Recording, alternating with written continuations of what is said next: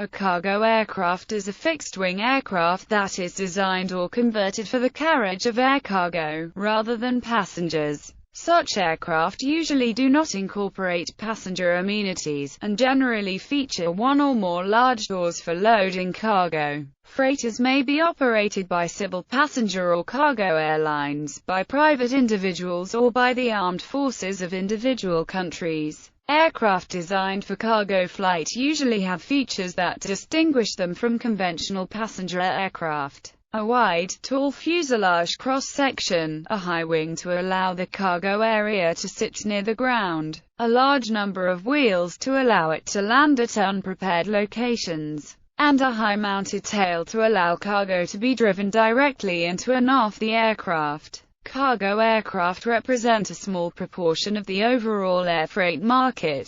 The majority is carried in special ULD containers in the cargo holds of normal passenger aircraft. History. Aircraft were put to use carrying cargo in the form of airmail as early as 1911. Although the earliest aircraft were not designed primarily as cargo carriers, by the mid-1920s aircraft manufacturers were designing and building dedicated cargo aircraft. In Britain in the early 1920s, the need was recognized for a freighter aircraft to transport troops and materiel quickly to pacify tribal revolts in the newly occupied territories of the Middle East. The Vickers-Vernon, a development of the Vickers-Vimy commercial, entered service with the Royal Air Force as the first dedicated troop transport in 1921. In February 1923 this was put to use by the RAF's Iraq Command, who flew nearly 500 Sikh troops from King Garban to Kirkuk in the first ever strategic airlift of troops.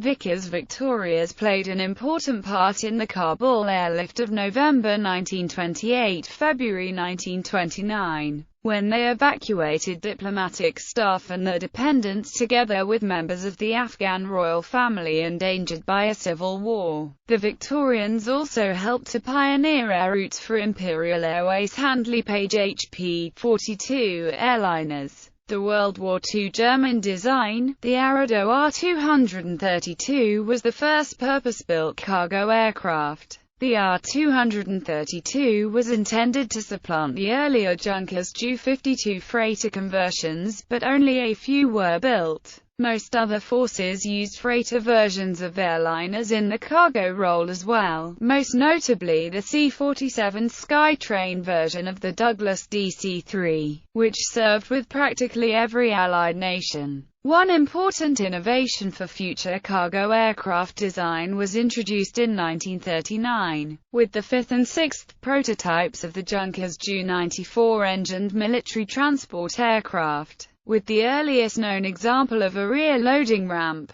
This aircraft, like most of its era, used tail dragger landing gear which caused the aircraft to have a decided rearward tilt when landed. These aircraft introduced the Tropoclapper, a powerful ramp, hydraulic lift with a personnel stairway centered between the vehicle trackway ramps, that raised the rear of the aircraft into the air and allowed easy loading. A similar rear loading ramp even appeared in a somewhat different form on the nosewheel gear-equipped, late WW2 era American Bud RB-1 Conestoga twin-engined cargo aircraft. Post-war Europe also served to play a major role in the development of the modern air cargo and air freight industry during what became known as the Cold War. It is during the Berlin airlift at the height of this Cold War, when a massive mobilization of aircraft was undertaken by the Free World to supply West Berlin residents with food and supplies. In a virtual around-the-clock air bridge, after the Soviet Union closed and blockaded Berlin's borders, and land links to the west,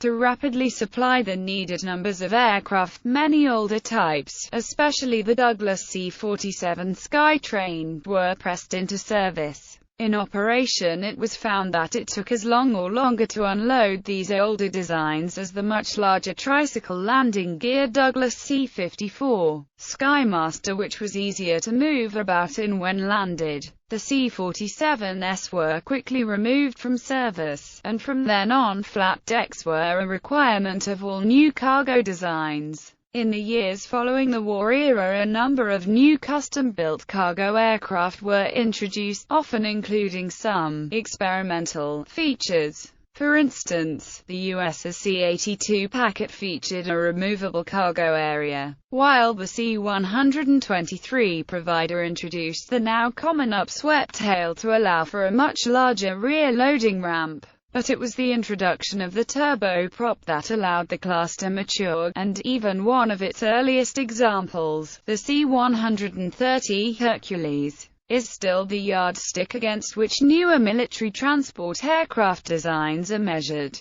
Although larger, smaller and faster designs have been proposed for many years, the C-130 continues to improve at a rate that keeps it in production. Strategic cargo aircraft became an important class of their own, starting with the Lockheed C-5 Galaxy in the 1960s and a number of similar Soviet designs from the 70s and 80s. And culminating in the Antonov An-225, the world's largest aircraft. These designs offer the ability to carry the heaviest loads, even main battle tanks, at global ranges. The Boeing 747 was originally designed to the same specification as the C-5, but later modified as a design that could be offered as either passenger or all freight versions. The bump on the top of the fuselage allows the crew area to be clear of the cargo containers sliding out of the front in the event of an accident.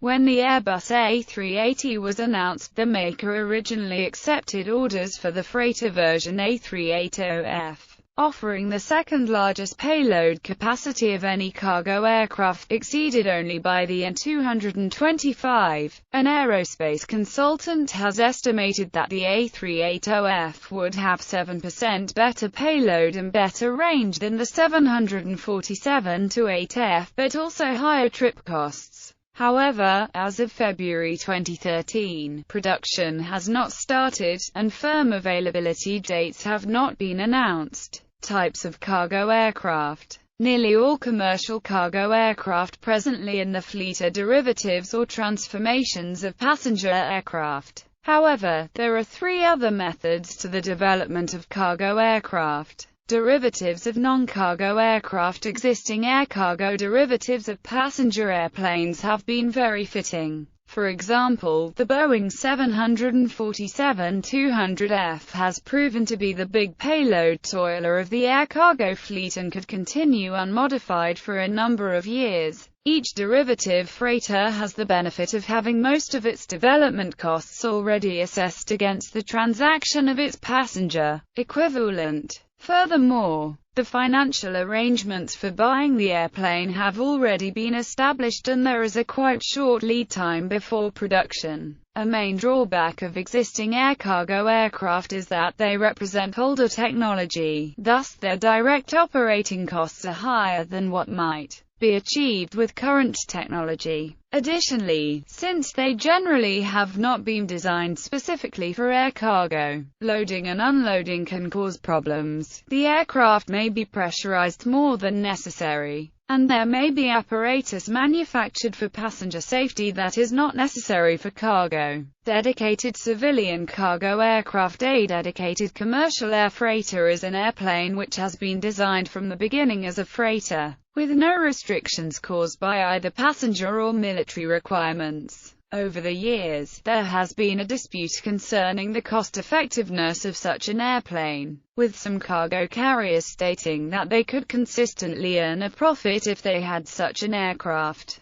To help resolve this disagreement, the National Aeronautics and Space Administration selected two contractors, Douglas Aircraft Co. and Lockheed Georgia Co., to independently evaluate the possibility of producing such a freighter by 1990. This was done as part of the Cargo Logistics Airlift Systems study. At comparable payloads, dedicated cargo aircraft was said to provide a 20% reduction in trip cost and a 15% decrease in aircraft price compared to other cargo aircraft. These findings, however, are extremely sensitive to assumptions about fuel and labor costs and, most particularly, to growth in demand for air cargo services. Further, it ignores the competitive situation brought about by the lower capital costs of future derivative air cargo aircraft. The main advantage of the dedicated air freighter is that it can be designed specifically for air freight demand,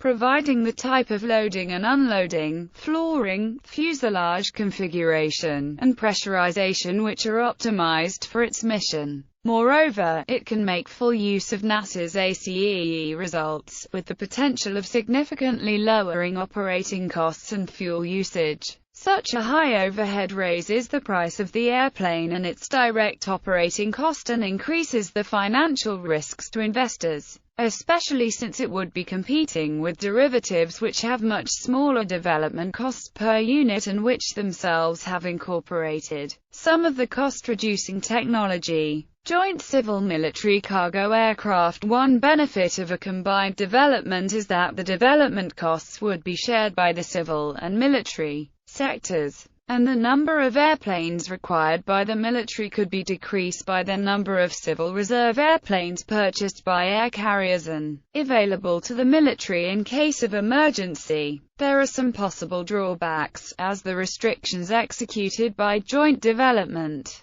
the punishments that would be suffered by both civil and military airplanes, and the difficulty in discovering an organizational structure that authorizes their compromise. Some features appropriate to a military aircraft would have to be rejected, because they are not suitable for a civil freighter. Moreover, each airplane would have to carry some weight which it would not carry if it were independently designed. This additional weight lessens the payload and the profitability of the commercial version. This could either be compensated by a transfer payment at acquisition, or an operating penalty compensation payment. Most important, it is not clear that there will be an adequate market for the civil version or that it will be cost-competitive with derivatives of passenger aircraft. Today, most conversions are carried out on older aircraft no longer suitable for passenger use, often due to changing safety or noise requirements, or when the aircraft type is considered to have become uncompetitive in passenger airline service. But there is also a market for new-build freighter designs. Freighter aircraft normally have strengthened cabin floors and the inclusion of a broad top hinge jaw on the port fuselage in addition to an absence of passenger cabin windows which are plugged. The Boeing 747 can be ordered in a freighter version with a large nose door which can be raised above the cockpit for loading.